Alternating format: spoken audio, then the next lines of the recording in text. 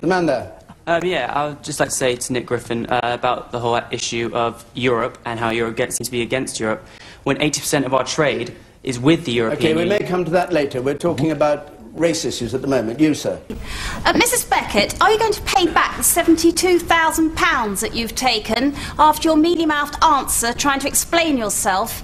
And Mr Campbell, how the hell do you get through £800 a month on food? Not £800 a month. Hold on, Margaret Beckett first, I think, and you can...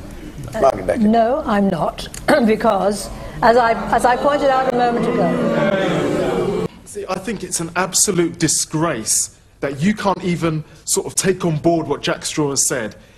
Your organisation has been going for over 9,500 days. It's only in the past month or so that you've actually had your hands behind your back and you've been forced to look at accepting people of sort of a different racial and ethnic background.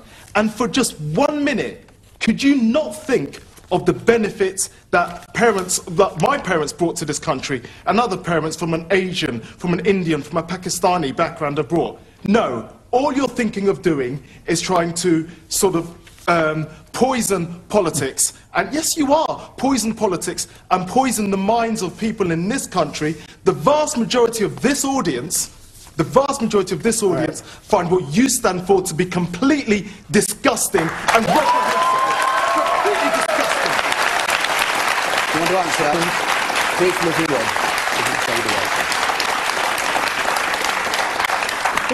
I think what's unfolded in front of us over the last couple of weeks, quite frankly, is nothing short of a national disgrace.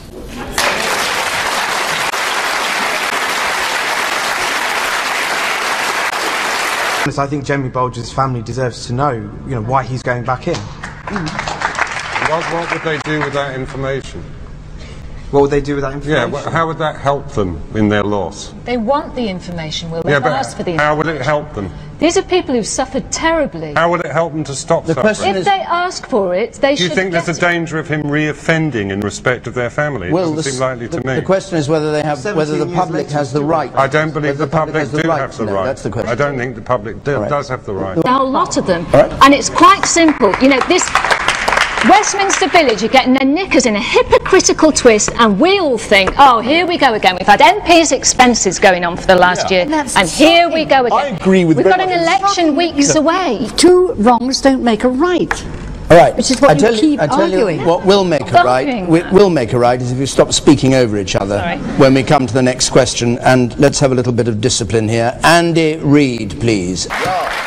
I just would add that there's another thing we have out of proportion here. If the cameras were Shirley Williams forgot to say. I can't believe I'm sitting here. Oh, don't be silly, She forgot to say that. You know perfectly well that I would not support suicide. I haven't. You distorted almost everything I said, and I never suggested and would never believe that people should be committed to being killed because of something they say or what their opinion is. High time you said that. Of course I don't believe High time you said that, madam. But you do think that it was wrong to offer him the night? I think I said very precisely that I thought the timing was unfortunate because it was a thing to be recognised as a lifelong contribution to literature, and I think, frankly, that Christopher has completely twisted what I said, and I resent that very much. I mentioned what you didn't say. Very much. Boris Johnson. Black and white. Yes. I agree that it shouldn't be in the public interest to know, but however, if this person's a reformed character, then he should have done everything he can not to have been back into being prosecuted. Well, do you know what the actual guidelines are on being returned when you're under an indefinite sentence and when being returned under licence?